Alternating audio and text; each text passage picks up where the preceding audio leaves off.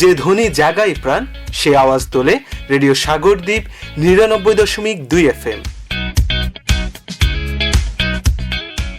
প্রিয় শ্রোতা, সবাইকে শুভেচ্ছা জানিয়ে শুরু করছি ম্যাগাজিন অনুষ্ঠান দুর্যোগ দুঃসময়ে সচেতন হই এর ৪র্থ পর্ব। অনুষ্ঠানটি প্রচারিত হচ্ছে রেডিও সাগরদ্বীপ ৯৯.২ FM থেকে। অনুষ্ঠান উপস্থাপনায় আপনাদের সাথে আছি আমি পাপিয়া এবং আমি তানিয়া। আশা করছি আপনারা আজও আমাদের সাথেই থাকবেন। প্রিয় শ্রোতা, আপনারা আমাদের Facebook page radio Sagardwip ৯৯.২ FM এ অনুষ্ঠানটি শুনতে পাবেন। অনুষ্ঠানটির পুনঃ সম্প্রচার শুনতে পাবেন আগামী ২৭ আগস্ট ২০২৫ রোজ বুধবার বিকেল ৩:১৫। আজকের পর্বের বিষয় ঘূর্ণিঝড়ে পূর্ব প্রস্তুতি, নিরাপদ আবাসন ও বাসস্থান। অনুষ্ঠানটি প্রচারিত হচ্ছে centre for disability in development CDD এবং দীপুনয়ন সংস্থা DUS কর্তৃক পরিচালিত disability inclusive flood recovery in Bangladesh প্রকল্পের উদ্যোগে। অনুষ্ঠানটিতে আর্থিক সহায়তা প্রদান করছে centre for disaster philanthropy USA। আজকের পর্বে দুর্যোগ বিষয়ক গান, কথিকা, সাধারণ মানুষের কথা এবং ঘূর্ণিঝড়ে পূর্ব প্রস্তুতি, নিরাপদ আবাসন ও বাসস্থান বিষয়ে জানব। আমরা আজ আলোচনা করব দুর্যোগে যেমন সাইক্লোন ও ঝড়ে সাধারণত গ্রামের ঘরগুলোর কি কি ক্ষতি হয়, আগে থেকে কি উপায়ে প্রস্তুতি নিলে সেই ক্ষতিগুলো কমানো সম্ভব হবে, স্থানীয় কোন কোন উপকরণ ব্যবহার করে দুর্যোগ সহনশীল ঘর তৈরি বা মেরামত করা যায়, স্থানীয় উপকরণগুলো কি কি ইত্যাদি বিষয়ে। কারণ দুর্যোগ হয়ে গেলে অন্য কেউ এসে ঘরবাড়ি বানাতে সাহায্য করবে সে আশায় না থেকে দুর্যোগের আগেই ঘরবাড়ি শক্ত করে বাঁধা উচিত, যাতে ক্ষয়ক্ষতি কম হয়। সেই সাথে নারী, শিশু ও বয়স্ক প্রতিবন্ধী ব্যক্তিদের প্রয়োজনের প্রতিও বিশেষ নজর দিতে হবে। দুর্যোগ সহনশীল সমাজ গঠনের একটি অন্যতম শর্ত দুর্যোগ ঝুঁকি ব্যবস্থাপনায় জাতি, ধর্ম, বর্ণ, শ্রেণী, গোষ্ঠী, লিঙ্গ, বয়স, প্রতিবন্ধিতা ইত্যাদি নির্বিশেষে সমাজের সকল মানুষ ও জনগোষ্ঠীর সক্রিয় অংশগ্রহণ নিশ্চিত করা। দেশের মোট জনসংখ্যার ৬.৯৪% প্রতিবন্ধী ব্যক্তি। এটি household income and expenditure survey 2016 BBS অনুযায়ী। শারীরিক ও মানসিক সক্ষমতার অভাব এবং ন্যায্য সুযোগ সুবিধা থেকে বঞ্চিত হওয়ার কারণে প্রতিবন্ধী ব্যক্তিদের দুর্যোগ ঝুঁকি অন্যদের চেয়ে বেশি। শ্রোতা, অনেক তথ্য দেওয়া হলো, এবার একটি দুর্যোগ বিষয়ক গান শুনে আসি। গানটির শিল্পী মতিউর রহমান মল্লিক। প্রিয় শ্রোতা, প্রতিদিনের স্বাভাবিক কাজের অংশগ্রহণের ক্ষেত্রে প্রতিবন্ধী ব্যক্তিদের অনেক ধরনের বাধার সম্মুখীন হতে হয়। আমরা যদি প্রকৃত অর্থে এসব বাধা স্থানান্তর করে প্রতিবন্ধী ব্যক্তিদের দুর্যোগ ঝুঁকি কমাতে চাই, তাহলে এর বাধাগুলো সম্পর্কে আমাদের সুস্পষ্ট ধারণা থাকতে হবে। পারিপার্শ্বিক অবকাঠামোগত অবস্থা প্রতিবন্ধী ব্যক্তিদের অন্তর্ভুক্তকরণের ক্ষেত্রে একটি অন্যতম বাধা। পরিবার, সমাজ এবং রাষ্ট্র কর্তৃক অবকাঠামো নির্মাণের ক্ষেত্রে প্রতিবন্ধী ব্যক্তিদের ব্যবহার উপযোগিতা নিশ্চিত করতে সার্বজনীন নকশা নির্দেশিকা ইউনিভার্সাল ডিজাইন গাইডলাইন যথাযথভাবে অনুসরণ করা হয় না। উদাহরণস্বরূপ বলা যায়, বিদ্যালয়, দুর্যোগ আশ্রয় কেন্দ্র, গণশৌচাগার, অফিস আদালত, সেতু, রাস্তাঘাট, স্বাস্থ্যকেন্দ্র, যানবাহন ইত্যাদি নির্মাণ এবং ব্যবহারে প্রতিবন্ধী ব্যক্তিদের সুবিধা ও অসুবিধার বিষয়গুলো যথাযথভাবে বিবেচিত না হওয়ার কারণে এসব অবকাঠামো প্রতিবন্ধী ব্যক্তিদের প্রবেশগম্যতা ও দুর্যোগ ঝুঁকি হ্রাসে খুব একটা কার্যকর ভূমিকা রাখতে পারে না। প্রিয় শ্রোতা, প্রাকৃতিক দুর্যোগের কারণে আমরা নানান ধরনের ঝুঁকির মোকাবেলা করি। আপৎকালীন সময়ে জীবন বাঁচাতে জরুরি তথ্যগুলো অজানা অনেক বিপদ থেকে আমাদের রক্ষা করতে পারে। চলুন সহকর্মী তাহমিন আক্তারের কাছ থেকে নিরাপদ আবাসন ও বাসস্থান নিয়ে কথিকার মাধ্যমে জেনে আসি। গাছপালা দুর্যোগের ক্ষয়ক্ষতি কমায়, তাই বসত বাড়ি থেকে নিরাপদ দূরত্বে গাছ লাগান। কী ধরনের গাছ লাগাবেন সে বিষয়ে স্থানীয় বন বিভাগের পরামর্শ নিন। আপনার বাসস্থান মজবুত করতে বাঁশ, কাঠ ও শক্ত তারের ক্রসিং দিন। পাটের দড়ি পানিতে ভিজলে পচে যায়, তাই পাটের দড়ির বদলে গুনা, নারিকেলের দড়ি কিংবা নাইলনের দড়ি দিয়ে ঘরের প্রতিটি সংযোগ মজবুত করে বাঁধুন। ঘরের চালার পাইরের সাথে পই বা খুঁটি শক্ত করে দড়ি দিয়ে বেঁধে টানা দিন, যাতে ঝড়ো বাতাসে ঘরের কাঠামো কোনো দিকে হেলে না যায়। টানার দড়ি মাটিতে পোতা খুঁটির সঙ্গে বেঁধে রাখুন। যে এলাকায় বন্যার পানি যতটুকু উঠে তার চেয়ে যতটা সম্ভব উঁচু করে ভিটি তৈরি করুন। ধাপে ধাপে মাটি ফেলে প্রতি স্তরে দুর্মুজ করে শক্ত ভিটি তৈরি করতে হবে। গর্ভবতী মা, নারী, শিশু, বয়স্ক, প্রতিবন্ধী ব্যক্তিদের সুবিধার কথা বিবেচনায় রেখে ঘরবাড়ি তৈরি করুন। দুর্যোগের সময় নিয়মিত রেডিও শুনুন।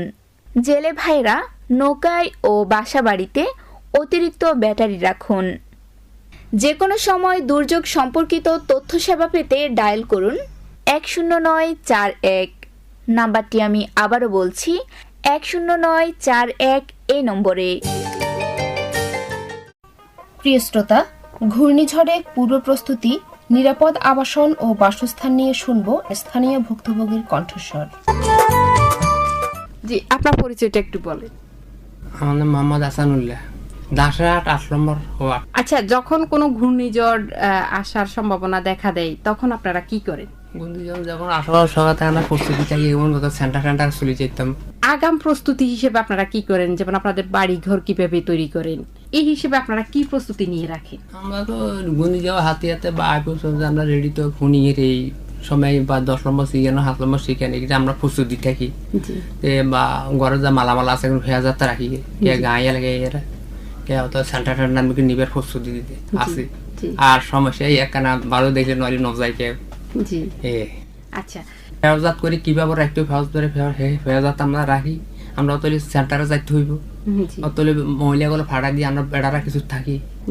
ঘর বানাইতে সময় আমরা ঘর বিড়া মশা করি, পানি টানি নকল হইতে পারে, কলের বিড়া মশা করি, হানি না ঢুকতে পারে। আর যখন কোনো ঘূর্ণিঝড়ের সিগন্যাল দেয় তখন আপনারা কি করেন? ঘূর্ণিঝড়ের সিগন্যাল দিলে তখন আমরা প্রস্তুতি দিলে গুরুত্বপূর্ণ কাগজপত্র ফেরজাত করি গেলে এই ফলে বেশি সমস্যা দেখলে আমরা বৃষ্টি সেগুলো আমরা ধরা পলিথিন পরি মাটির তলে রাখি, বা একদিন আমরা ফেরজাত করি পলিথিন পরি এটার আমরা বা মাটির তলে গায়ে এলাই না থুই, যেখানে বা হানি ঢুকতে না কিছু তিন নদী থুই আমরা কোন দিক থুসি পাই। মহিলার সংলগ্ন যদি সন্ধ্যা থাকে কিন্তু লগরি খেয়াল হয়ে যায়, নইলে সুন্দর করে পলিথিন বাঁধি মাটির তলে গায়ে থুয়ে টাকা পয়সা তার লগ লুসি যাই আমরা ফেরজাত করি। আচ্ছা, আশেপাশে কি আশ্রয় কেন্দ্র আছে আপনাদের? আশ্রয়কেন্দ্র আমার আশ্রয়কেন্দ্র আছে। আপনারা মানে যখন ঘূর্ণিঝড় উঠে বা ঘূর্ণিঝড় হবে তখন আপনারা কিভাবে খবর পান? আমরা যখন ঘূর্ণিঝড় বা উঠবো হইব আমার তখন আমরা জননা অবস্থা দিলে আসা বা বাজারে আমরা টিভি চাই, টিভিতে আমার এত লম্বা সিগন্যাল এত ফুট হানি হইব বা 10 ফুট 5 ফুট হানি হইব, তখন তো আমরা চিন্তা ভাবনা করে কিনতে হইবে। ছেলে মাইয়ে বউগুলো তো সেন্টারে চলে যাইব। আমরা আপনার আশেপাশে বা আপনার ঘরে কোনো প্রতিবন্ধী আছে? আমার আশেপাশে প্রতিবন্ধী আছে। ওদেরকে আপনারা কি করেন? এতে করে কল করলে চলে যার লাইন করিব আমরা এগুনের আগে সেন্টার চুই। জি, আচ্ছা। আচ্ছা, নারীরা কি ধরনের প্রস্তুতি নেয়? নারীরা তো প্রস্তুতি আছে, আমরা যখন এটা প্রস্তুতি ঘূর্ণিঝড় ইয়াদের যখন ছোট্ট বাচ্চা আছে সমস্ত নারী টারি আমরা তাহলে নারীরা তো আমরা বা আশ্রয় কেন্দ্রে যাই যেখানে করেছি। আচ্ছা, আমরা তো বাইরের দিকে লক্ষ্য আছি। জি, সমস্যা দেখলে বা আমরা যাই নইলে বাইরে আমরা থাকবো মহিলা করে হার করে দিয়ে আগে দিলে মহিলা হার করে বাচ্চা মহিলারা তো যাইতে তোর ব্যয়। আপনাকে ধন্যবাদ। আচ্ছা, আপনি আপনার এই জীবদ্দশায় মানে আপনার এই জীবনকালে আপনি বড় কোনো ঘূর্ণিঝড় দেখছেন কিনা? আমি আর এই একা ভবনের সময় ঘূর্ণিঝড় দেখি 70 বন্যাও দেখি। 1970 সালে ঘূর্ণিঝড়ে আপনি কি দেখছেন? মানুষ কেমন মারা গেছে বা কি? 1970 সালে মানুষ বহুত মানুষ মারা গেছে, পানি হয়েছে। তখন আপনারা আগে খবর পান নাই যে ঘূর্ণিঝড় হবে?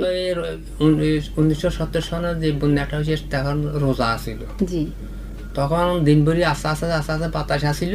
জি, দিদির রাইত হয়েছে আর কেন বাতি। আচ্ছা, তখন জানা ব্যান আজাদ দিবার সময়ে পানি পশ্চিমতে ঠেলা দিছে, পানি আইতে আসার আমার দানো ফার আসলে আমরা আমার স্ত্রী আমার গোয়াইতে বাচ্চা থেকে হবো না, আমার আবার জোয়া নিতে বাচ্চা গর্ভবতী আমার স্ত্রী। তখন আনা ফার উড়ি গেছি, তখন গর্ভ হয়ে গেছে ও কাঁচা ঘর। তখন জোয়ার লো হানি ডিলেটে চলাই গেছে, ব্যাগ হই ঘর গান কপি হয়েছে।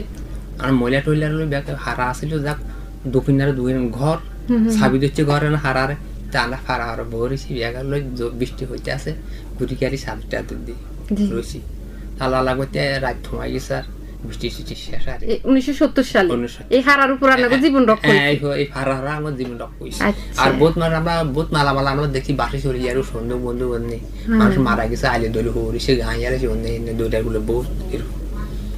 আপনাদের ঘর আসিল না বাসি নিয়ে গেছে? হ্যাঁ বহুত মানুষ বাসে টাঙ্গলা আল্লাহ রাখছি। আপনাদের ঘর আসিল না ঘর বাসায় নিয়ে গেছে? আঙ্গো না ঘর নিতে পারো না, আচ্ছা ঘর গান কুহি হওয়ার ঘরে মারিল গায়ে গেছে। আর 1991 সালে কি দেখছেন? 1991 বন্যার সময় পানি টানি হয়েছে, বন্যা তো খুব জোর বন্যা হয়েছে, অসম্ভব বহুত গছ নষ্ট করিয়ে সৃষ্টি ফান করিয়ে ফানা ফানা করিয়ে দেশের বুঝছেন। তখন আপনারা কোথায় আছিলেন? তখন আমরা আল্লাহ দিলে বাইরে ঘরে আছি, তখন ঘর শক্ত। হ্যাঁ ঘর শক্ত, তখন ঘর শক্ত আছে মানুষের বাজার টাজার ঘর তো হারায় বাইরে আসে বাজার আছে হাসপাতাল এখানে ঘর দুয়ার হালাই দিছে মানুষের আত্ম করি একা হুড়া করার জোনে হারাইছে মানুষের। হ্যাঁ তা আমি মাস ক্ষয়ক্ষতি কম বেশি একটু বাইরে বসে জোয়ার টোয়ার বেশি বাসা আছে ফানা ফানা করে যে বাইরে সব ঘরের সালা টালা সব ঠিক ছিল? হ্যাঁ ব্যাগ ঠিক আছে। আচ্ছা ক্যারকার হয়ে গেছে, ক্যারকার ঠিক আছে, ক্যারকার সমস্যা হলো। আচ্ছা আপনার ফসল টসল খেতে আসছিল চলে গেছে এরকম? হ্যাঁ ফসল তো খেতে আসছিল কিন্তু চলে টুলি কিছু আমাদের ধরেন না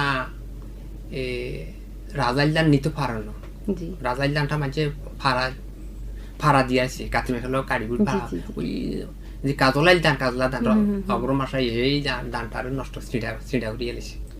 হ্যাঁ বাতাসে বাইয়ে ছিঁড়া করিয়ে গেছে। আচ্ছা যখন ঘূর্ণিঝড় শেষ হয়ে গেছে তখন আপনারা নতুন করে আবার সব শুরু করছেন? যখন ঘূর্ণিঝড় শেষ হয়ে গেছে আলা দিলে রোদ বানো উড়ি কিছু খিছি তো এখন ধর না আস্তে আস্তে বাইঘর হুয়ার কেনার মাল দারো গোসা আস্তে আস্তে বুঝিয়ে নি। আর শাকসবজিতে সব চলে গেছে, আবার নতুন না কিছু নেই। বীজ পাইছেন? কেউ বীজ দিছে তখন সরকার ত্রাণ বা এরকম কিছু? না আমরা তো এরকম সরকার কোন হিতে 91 ইয়ার সময় হাইনি কিছু পান না। 70 বন্যার সময় এই 70 বন্যার সময় পাইছেন? 70 বন্যার সময় মানুষের কিসে নানা দিছে দানা মানুষের দানার মানুষের ফাইলে টাইলে নাই ড্যাগ ফান্দি এগিন দিছে আরে দিছে। খাবার দাবার দেয় না? হ্যাঁ না খাবার টাবার হইতে দেয় না। আচ্ছা তাহলে 1991 বন্যা 70 বন্যা আপনি দেখছেন, 1970 এর বন্যা দেখছেন, 91 বন্যা দেখছেন। এসব দেখার কারণে এখন আপনারা অনেক সচেতন হয়েছেন, এই জন্য বাড়িঘর এখন শক্ত করি। এখন বাড়িঘর শক্ত, এখন তো ফাঁকা টাকা দিয়ে সুন্দর করে দুর্যোগ বান্ধব করেই বাড়িঘর বাড়িতে হেমিলে বাঁধে। জি পুকুর পাড়ও উঁচা করি দেন। পুকুর পাড়টা মশা এখন। জি আপনাকে অসংখ্য ধন্যবাদ আমাদেরকে সময় দেওয়ার জন্য। ধন্যবাদ। শুনলেন সাধারণ মানুষের প্রতিক্রিয়া। ঘূর্ণিঝড়ে পূর্ব প্রস্তুতি, নিরাপদ আবাসন, বাসস্থান, এ সময় নারী ও প্রতিবন্ধী মানুষজনের কি কি সমস্যা হয় এবং কিভাবে সাহায্য করা হয় সে সম্পর্কে জানলাম।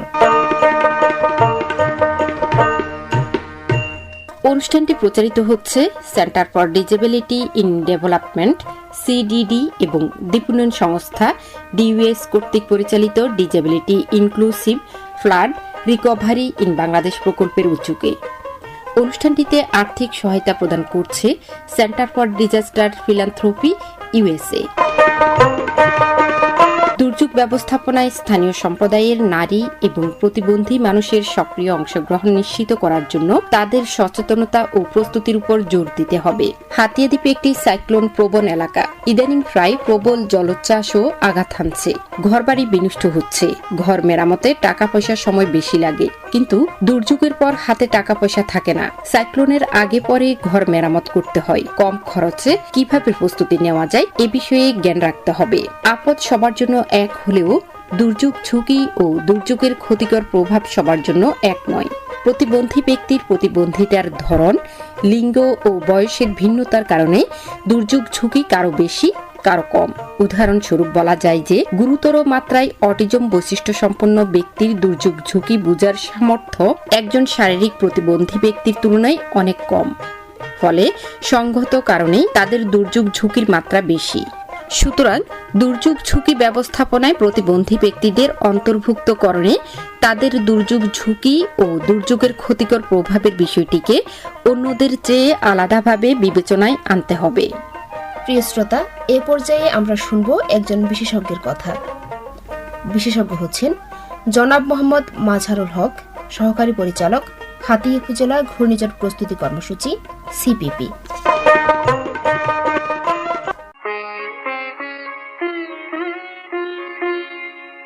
আসসালামু আলাইকুম, আপনার পরিচয় যদি শ্রোতাদের উদ্দেশ্যে একটু বলতেন। আমার নাম হচ্ছে মোহাম্মদ মাজহারুল হক, সহকারী পরিচালক, ঘূর্ণিঝড় প্রস্তুতি তথা সিপিপি। আমি হাতিয়া উপজেলার দায়িত্বে রয়েছি। জি ধন্যবাদ। জনাব মোহাম্মদ মাজহারুল হক, সহকারী পরিচালক, হাতিয়া উপজেলা ঘূর্ণিঝড় প্রস্তুতি কর্মসূচি সিপিপি। সরকারি কর্মকর্তা হিসেবে আপনি বিগত সময়ে দুর্যোগ, বিশেষ করে সাইক্লোন উপদ্রব হাতিয়ার বিভিন্ন অঞ্চল পরিদর্শন করেছেন। দুর্যোগের আগে পরবর্তী সময়েও আপনার কার্যালয় ও আপনি নানাভাবে তৎপর ছিলেন। আপনার কাছে আমাদের প্রশ্ন, ঝড় বা সাইক্লোনের মতো দুর্যোগে সাধারণত হাতিয়ার জনপদের আবাসনের বা বাসস্থানের কি কি ক্ষতি হয়? জি। দুর্যোগ প্রবণ এলাকা, বিশেষ করে ঘূর্ণিঝড় এই এলাকার জন্য প্রধান দুর্যোগ। আপনার বিচ্ছিন্ন দ্বীপ হওয়াতে ঘূর্ণিঝড় যদি আঘাত হানে তাহলে এখানে ক্ষয়ক্ষতি হওয়ার সম্ভাবনা জি বেশি থাকে। বিশেষ করে আপনার মানুষের বাসস্থান যেগুলো অস্থায়ী অথবা কাঁচা বাঁশের তৈরি অথবা ছনের তৈরি, বেড়ার তৈরি বা অস্থায়ীভাবে টিনের তৈরি, এগুলোর ক্ষয়ক্ষতির সম্ভাবনা বেশি থাকে। সাধারণত মানুষের বাসস্থানের আপনার 4 ধরনের ক্ষয়ক্ষতি হয়। 1 নাম্বার, ঘরের চালা সম্পূর্ণ উড়ে যাওয়া বা পড়ে যাওয়া। 2 নাম্বার, খুঁটির গুঁড়া নরম হয়ে বাঁকা হয়ে যায়, ঘর এক পাশে কাত হয়ে হেলে পড়ে। 3 নাম্বার, ধাপ থেকে সম্পূর্ণ ঘর উড়ে যাওয়া। যে কোনো ক্ষেত্রে দেখা গেছে একই সাথে 3 ধরনের ক্ষতি হতে পারে। 4 নাম্বার, সাইক্লোন বা ঘূর্ণিঝড়ের সাথে সৃষ্ট প্রবল জলোচ্ছ্বাসে বাড়িঘর সম্পূর্ণরূপে ধ্বংস অথবা আংশিকভাবে ধ্বংস অথবা ভাসিয়ে নিয়ে যেতে পারে। ধন্যবাদ। জি ধন্যবাদ আপনার তথ্যবহুল উত্তরের জন্য। এবারে জানতে চাচ্ছি, সাধারণ মানুষ কি কি উপকরণ দিয়ে এবং কোন কৌশল ব্যবহার করে তাদের ঘরবাড়ি বানান? ধন্যবাদ আপনার প্রশ্নের জন্য। এটা তো আসলে মানুষের অর্থনৈতিক সামর্থ্যের উপর নির্ভর করে। যাদের একটু সামর্থ্য ভালো আছে তারা হয়তো পাকা ঘরবাড়ি তৈরি করে। আর হাতিয়ার প্রসপেক্টিভ যদি আমরা দেখি তাহলে দেখা যাচ্ছে যে এখানকার বেশিরভাগ মানুষই দারিদ্র্য সীমার নিচে বসবাস করে। সেই ক্ষেত্রে তারা ওই সাধারণ যেসব উপকরণ যেগুলি তাদের আশেপাশে বা হাতিয়াতে পাওয়া যায়, সহজলভ্য এবং একটু দামে কম বা একটু কস্ট এফেক্টিভ, এইগুলি দিয়ে তারা তাদের বসতবাড়ি তৈরি করে। আমাদের ভাই বোন যারা সাগর উপকূলে কৃষিকাজ, ব্যবসা, মাছ, অন্যান্য জলজ জীবনের উপর নির্ভর করেন, তারা খুব সাধারণত লুকোজ উপকরণ দিয়ে বাড়ি তৈরি করেন। অনেকে টিন, কাশিয়া খড়, পুগলা পাতা, ধানের খড় ইত্যাদি দিয়ে ঘরের চালা তৈরি করেন। যদিও এখন টিনের চালাই বেশি দেখা যায়। চালায় প্যারেক মারার সময় রাবার ওয়াশার জাতীয় আলাদা সহায়ক উপকরণ থাকে না। আবার রাবার ওয়াশার সহ প্যারেক লাগালেও ঘন ঘন করে দেওয়া হয় না। তাছাড়া অনেকেই বাঁধার সময় পাটের রশি ব্যবহার করেন, যেটা নিরাপদ নয়। ঘরের চারপাশে সাধারণত হালকা টিনের, বাঁশের বা খড়ের বেড়া ব্যবহৃত হয়। জি। ঘরের মূল খুঁটিগুলি বানানো হয় বাঁশ, কাঠ, গাছের কাণ্ড দিয়ে। কেউ সিমেন্টের খুঁটি ব্যবহার করেন যাদের সামর্থ্য রয়েছে। বাঁশ বা গাছের কাঠ দিয়ে বানানো খুঁটিগুলো ঘরের ধাপের মধ্যে গভীর করে পোতা হয়, ফলে মাটিতে গাঁথা অংশে সহজেই ঘুণে ধরে বা পোকায় খেয়ে নড়বড়ে হয়ে যায়। যখন ধাপ তৈরি হয় তখন স্তরে স্তরে ভালোভাবে দুর্মুজ করে না। আবার নিচু এলাকায় অনেকের ধাপ এত নিচুতে যে বন্যার পানিতে তলিয়ে যায়, বা অনেক সময় দেখা যাচ্ছে যে জলোচ্ছ্বাস যদি একটু বেশি হয় তখন তলিয়ে যায়। অনেকে ঘরের ধাপ এত উঁচুতে যে পরিবারের গর্ভবতী মা, শিশু, বয়স্ক, বিশেষ চাহিদা সম্পন্ন, বিশেষ করে প্রতিবন্ধী ভাই বোনদের ওঠানামা করতে সমস্যা হয়, দুর্ঘটনার ঝুঁকিও থেকে যায়। ধন্যবাদ। জি, আপনাকে অসংখ্য ধন্যবাদ আপনার গুরুত্বপূর্ণ উত্তরের জন্য। এবারে জানতে চাচ্ছি, ঘরের কাঠামো তৈরির গুরুত্বপূর্ণ একটি অংশ হলো খুঁটি পোতা বা খুঁটি লাগানো। আমরা দুর্যোগ সহনশীল শক্ত কাঠামো কিভাবে বানাতে পারি? ধন্যবাদ সুন্দর প্রশ্নের জন্য। যে ঘর তৈরির কাঠামোর একটা অংশ হলো খুঁটি বা খুঁটি পোতা। দুর্যোগ সহনশীল শক্ত কাঠামো আমরা কিভাবে বানাতে পারি অল্প খরচের মধ্যে? বিশেষ করে আগে আমরা আলোচনা করেছি, ঘরের কাঠামো মজবুত না হলে, খুঁটির গুঁড়া পচে নড়বড়ে হয়ে গেলে ঘর ঝড়ো বাতাসে কাত হয়ে পড়ে, অথবা জলোচ্ছ্বাসে অনেক সময় তীব্র মাত্রার ঝড়ো বাতাসে পুরো ঘরেই উপরে পড়ে যায়। এছাড়াও আপনার যদি বেড়ির বাইরে আপনার হয় বাড়ি হয়, সেক্ষেত্রে আপনার বিশেষ করে জলোচ্ছ্বাসে অথবা একটু জোয়ার বেশি হলে এই ক্ষয়ক্ষতিটা হয়ে থাকে। আংশিক অথবা পুরোপুরি বিধ্বস্ত হওয়ার নজিরও এখানে রয়েছে, বিশেষ করে বসত বাড়ি। এই ধরনের ক্ষয়ক্ষতি মোকাবেলায় ঘরের কাঠামোর প্রতিটি অংশ, যেমন রুয়া, বাতি, পায়ের ধন্না, পই, টানাকুটি, প্রতিটি অংশের দিকে বিশেষ নজর দিয়ে দুর্যোগ সহনশীল শক্তপোক্ত কাঠামো বানাতে হবে। কাঠামোকে মজবুত করতে আমরা 5টি পদক্ষেপ নিতে পারি। ঘরের পইকে পাইরের সাথে ডাবন দিয়ে ধাপের সাথে যোগ করা। দ্বিতীয় বা 2 নম্বর হচ্ছে ঘরের প্রতিটি পইয়ের কোণায় বাঁশ, কাঠ অথবা শক্ত তার দিয়ে কোনোভাবে তেরচা করে টানা দিতে হবে, এবং এর ফলে ঘরের কাঠামো বাতাসের ধাক্কা সামলাতে পারবে এবং ঘর আগের চেয়ে তুলনামূলকভাবে মজবুত হবে।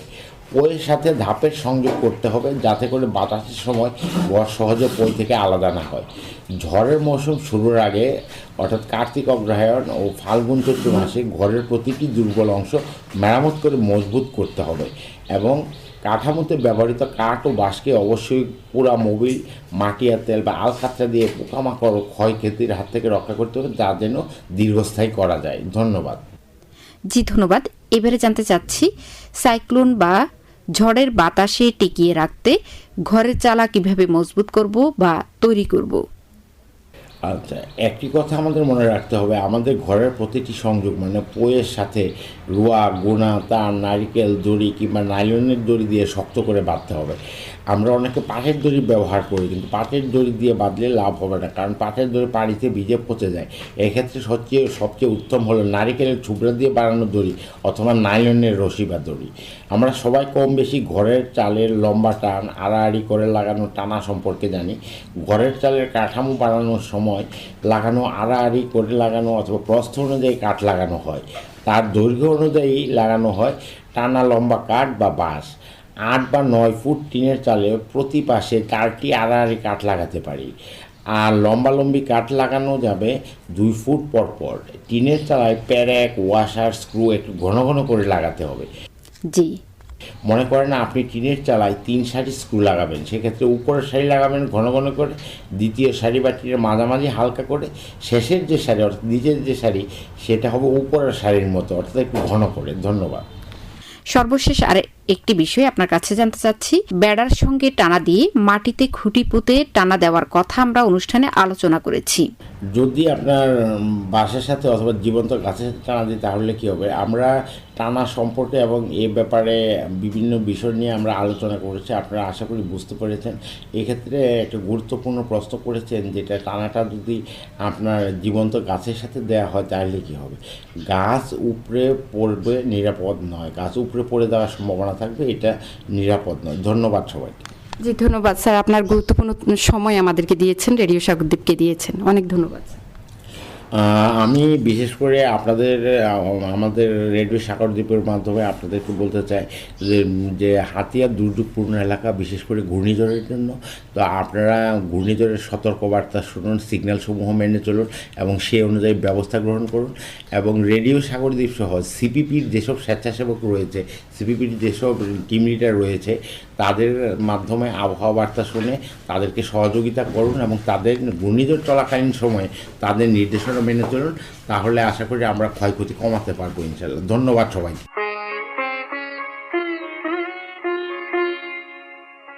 শ্রোতা, সেন্টার ফর ডিজাস্টার ফিলান্থ্রপি এর অর্থায়নে এবং centre for disability in development CDD এবং দ্বীপোন্নয়ন সংস্থা ডিউএস কর্তৃক বাস্তবায়িত disability inclusive flood recovery in Bangladesh প্রকল্পের উদ্যোগে হাতিয়া রেডিও সাগরদ্বীপের পরিবেশনায় দুর্যোগ দুঃসময়ে সচেতন হয়ে অনুষ্ঠানটির 4র্থ পর্ব শুনলেন।